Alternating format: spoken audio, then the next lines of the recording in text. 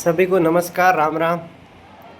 दोस्तों, ये मेरा चैनल पे दूसरा वीडियो है जिसके मैं चर्चा करूँगा जो आने वाली ग्रुप डी भर्ती है जिसका फॉर्म भर चुके हैं और एग्ज़ाम होना है, तो आप उसके लिए कैसे प्रिपरेशन कर सकते हैं और आखिरकार मैंने कैसे प्रिपरेशन करके इस भर्ती के अंदर मैंने सिलेक्शन लिया था, तो आप कैसे अच्छे अंक प्राप्त कर सकते हैं।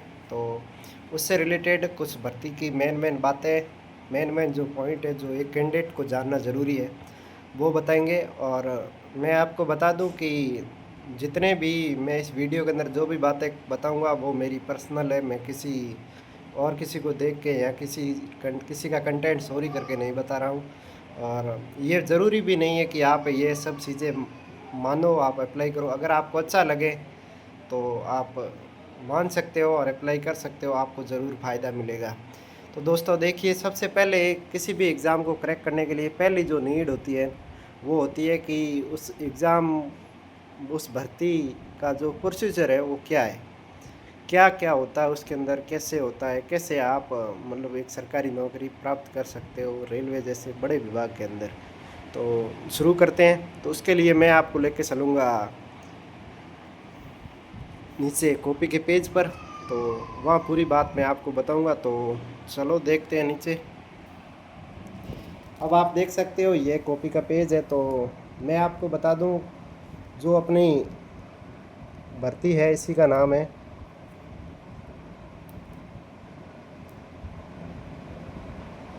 Group D 2025। ये थी ग्रुप डी 2025 की वैकेंसी। और अगर मैं वैकेंसी की बात करूं तो टोटल इसमें 32 के प्लस वैकेंसी है, मतलब काफ़ी बहुत बड़ी भर्ती है, काफ़ी बहुत बड़ी भर्ती है। और सबसे पहले जानते हैं कि सिलेक्शन का प्रोसीजर इसमें क्या होने वाला है। देखिए, सिलेक्शन के लिए सबसे पहले आपको ये जानना ज़रूरी है कि इसमें सिलेक्शन लेने के लिए आवश्यक मेन जो नीड है वो क्या है। नीड का मतलब क्या हुआ, क्या आवश्यकता है और जिसके बिना अपन सिलेक्शन नहीं ले सकते। तो दोस्तों, मैं इनको अगर पूरे को अलग अलग पार्ट्स के अंदर बांटूं तो मैं पहला बात तो ये देख सकता हूँ कि नोटिफिकेशन था वो जारी हो गया, नोटिफिकेशन जारी हो गया और आपने फॉर्म अप्लाई भी कर लिए, तो ये तो प्रोसेस पूरा हो गया। अब इसके बाद आता है पहला पार्ट, और पहले पार्ट के अंदर होता है सीबीटी।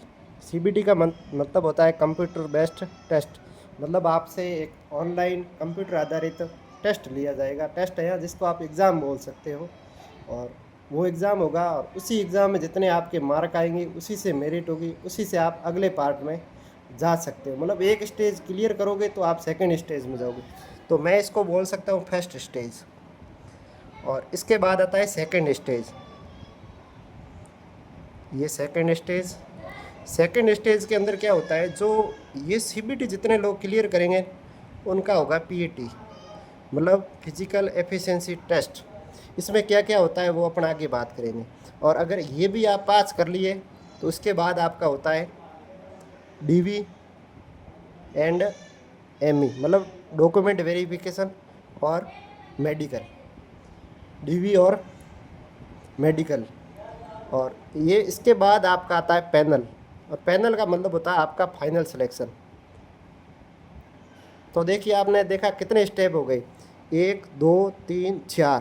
अब 4 स्टेज आप पार करोगे तो ये आपका फाइनल जॉब यहाँ मिलेगी। ये एग्ज़ाम क्लियर करने से आपकी जॉब कोई फिक्स हो जाए ये ज़रूरी नहीं है। तो सबसे पहले अपन बात करते हैं सीबीटी की। सबसे पहले बात करते हैं सीबीटी की। सीबीटी को कैसे क्लियर करते हैं, क्या होता है। सीबीटी का मतलब होता है कंप्यूटर बेस्ड टेस्ट, मतलब कंप्यूटर आधारित टेस्ट। देखो, इसमें होता क्या है कि 100 नंबर का एक एग्ज़ाम होता है। क्या होता है, 100 नंबर का एग्ज़ाम। और इसी के अंदर फिक्स है कि 100 क्वेश्चन आपसे पूछे जाते हैं। कितने क्वेश्चन पूछे जाते हैं, 100 क्वेश्चन। इसी के साथ एक बात होता है 1/3 क्या होती है, नेगेटिव मार्किंग। 1/3 क्या होती है, नेगेटिव मार्किंग। इसका मतलब ये हुआ कि आप 1/3 नंबर कटेंगे।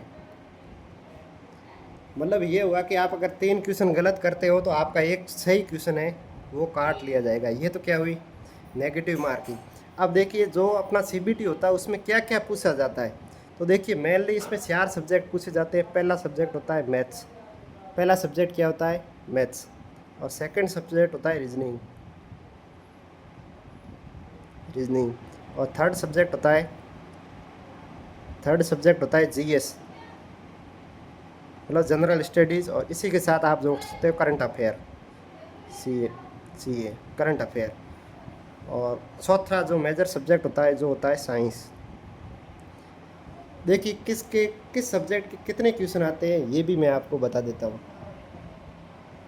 देखिए दोस्तों, मैथ्स में ग्रुप डी एग्ज़ाम के अंदर 25 क्वेश्चन आते हैं, और रीजनिंग के क्वेश्चन आते हैं 30, और जीएस और करंट अफेयर मतलब जनरल स्टडीज़ और जीके स्टैटिक्स जीके वगैरह इनके क्वेश्चन आते हैं 20, और साइंस के क्वेश्चन आते हैं 25। तो आप इनको जोड़े तो 25, 30, 55, 75, 75 और 25 कितने हो गए? 100 क्वेश्चन होते हैं, और 100 ही क्या होते हैं? मार्क के। सबसे ज़्यादा देखो मैथ्स और रीजनिंग और साइंस इन तीनों का वेटेज है। अगर आप इस एग्ज़ाम्स के अगर फाइनल सिलेक्शन सही है तो आपके पास मैथ्स, फाइनल सिलेक्शन के लिए बता रहा हूँ कि आपके इस एग्ज़ाम को क्लियर करना है तो आपको मैथ्स, रीजनिंग और साइंस का अच्छा नॉलेज होना चाहिए, तो ही आप कर पाओगे, अन्यथा आप इस एग्ज़ाम को नहीं कर सकते हो। अब देखिए दोस्तों, ये तो थी बेसिक चीज़ जो आप इतना कर पाते हो। और यहाँ जो मेरिट बनेगी उस मेरिट यहाँ बनती है 3 गुना की। जैसे अब 32,000 पोस्ट है तो 32,000 का 3 गुना लगभग होता है 90-95, तो लगभग 1 लाख लोगों को पास करेंगे इस पीईटी एग्ज़ाम के लिए। तो पहले तो आपको इस पेपर से तो इतना ही लेना देना है कि इसमें आप क्वालिफाई हो गए, तो आप इस 3 गुणों में पास हो गए तो ये एग्ज़ाम होगा। इस एग्ज़ाम में क्या होता है कि अगले पेज पे चलते हैं।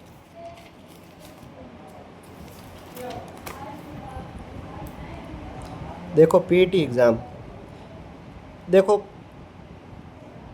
जैसे ही आप सीबीटी क्लियर करते हो, सीबीटी के बाद आपका क्या आ जाता है? रिजल्ट। और सीबीटी कौन कराता है? आरआरबी कराता है। कौन कराता है? आरआरबी। और जैसे इसका रिजल्ट आया है, ये रिजल्ट डाटा किसको सेंड कर देता है? आरआरसी को। किसको? Railway recruitment cell. जितने ही जोन है सबका आरआरसी होता है, और जो ग्रुप डी जैसे विशेषकर ऐसे एग्ज़ाम्स वगैरह को देखता है। तो देखिए आरआरसी के पास डाटा, और आरआरसी क्या लेता है? आपका पीईटी एग्ज़ाम। पहले क्या लेगा? पीईटी। किन का लेगा? जो इस रिजल्ट के अंदर 3 गुना के अंदर जितने कैंडिडेट क्वालिफाई हो जाएंगे उनका क्या होगा? पीईटी। पीईटी का मतलब होता है फिजिकल एफिशिएंसी टेस्ट। इसमें देखो मेन 2 चीज़ होती है, एक होता है रनिंग और दूसरा होता है वेट। देखो रनिंग कितना होता है? देखिए रनिंग 4 मिनट 15 सेकेंड। इसके अंदर आपको 1000 मीटर की रनिंग करनी होती है, ठीक है। और वेट की बात करें तो 35 केजी आपको वेट उठाना पड़ता है। ये मेल कैंडिडेट के लिए बात कर रहे हैं। 35 केजी वेट, और समय होता है इसमें 2 मिनट। 2 मिनट और 100 मीटर दूर ले जाना होता है। और इसके लिए शर्त यह है कि ये वज़न न तो आपको कोई उठाएगा, आपको खुद ही उठाना है और खुद ही चलना है, और बीच में पटकना नहीं है, तो ये आप इसमें क्वालिफाई होंगे। और इस टाइम के अंदर अंदर आप 1000 मीटर की रनिंग कंप्लीट कर लेते हो तो आप दौड़ में क्या हो जाते हो? क्वालिफाई। अब जैसे ही आप दौड़ के अंदर क्वालिफाई हो गए, दौड़ में क्वालिफाई होते ही आपका डाटा किसके पास चला जाए? वापस आरआरसी के पास। आरआरसी एक लिस्ट बनाता है, और जिसमें जितने कैंडिडेट को शामिल करता है डीवी और एमई के लिए, मतलब डॉक्यूमेंट वेरिफिकेशन और एमई। ये कैसे होता है? ये 1:1 होता है। इसका मतलब ये हुआ कि अगर 32,000 वैकेंसी है तो आप 32,000 लोगों को ही क्या बुलाओगे? डीवी और मेडिकल के लिए बुलाओगे। इसमें मेनली होता क्या है? आपके जितने भी शैक्षणिक योग्यता के डॉक्यूमेंट है, सर्टिफिकेट्स है, उन सबको क्या जांचा जाएगा। इसके साथ साथ आपके फिंगरप्रिंट्स, सिग्नेचर, बायोमेट्रिक के जितने भी होते हैं उनको आप मैच कराया जाएगा। ये होता है डीवी। अगर आपका डीवी ठीक ठाक अच्छे से हो जाता है तो डीवी के बाद किसका नंबर आता है? एमई यानी मेडिकल एग्जामिनेशन। ये नॉर्मली जिस दिन डीवी होता है उसी दिन ही आपको मेडिकल एग्जामिनेशन जहाँ भी होता है रेलवे के हॉस्पिटल से, वहाँ पर आपको एक लेटर दे देते हैं जिसको बोलते हैं और उस लेटर को आप उस हॉस्पिटल में ले जाके देते हो तो वो आपका मेडिकल ले लेते हैं। और मेडिकल में क्या क्या होता है वो दोस्तों मैं आपको किसी अगले वीडियो के अंदर बताऊंगा। तो मेडिकल एग्जामिनेशन ये आपका सब कुछ ठीक ठाक रहता है। तो मेडिकल एग्जामिनेशन आप अगर क्वालिफाई कर लेते हो, इसमें है कि आप A2 से लेके B1 तक ये मेडिकल स्टैंडर्ड है। इनकी बात अपने किसी अगले वीडियो में करेंगे। तो आपको जॉब श्योर हो जाती है। और आपको इसके बाद RRC एक पैनल जारी करता है और पैनल के अंदर आपको अगर शामिल हो जाते हो तो आपकी 100% रेलवे के अंदर जॉब श्योर हो जाती है। तो दोस्तों ये थी बेसिक जानकारी। उम्मीद कर रहा हूँ आपको वीडियो अच्छा लगा होगा। अगर अच्छा लगा है तो आप हमसे जुड़ सकते हो, वीडियो को लाइक कर सकते हो। और अगले वीडियो के अंदर बात करेंगे कि आप ग्रुप डी एग्ज़ाम्स के अंदर कैसे जो 100 नंबर का आपका पेपर होता है उसको क्लियर करके अच्छे से अच्छे मार्क लाए जा सकते हैं, जिससे आप CBT को अच्छे से क्लियर कर सकते हो। तो अगले वीडियो में का इंतज़ार कीजिए। तब तक के लिए धन्यवाद। Thank you.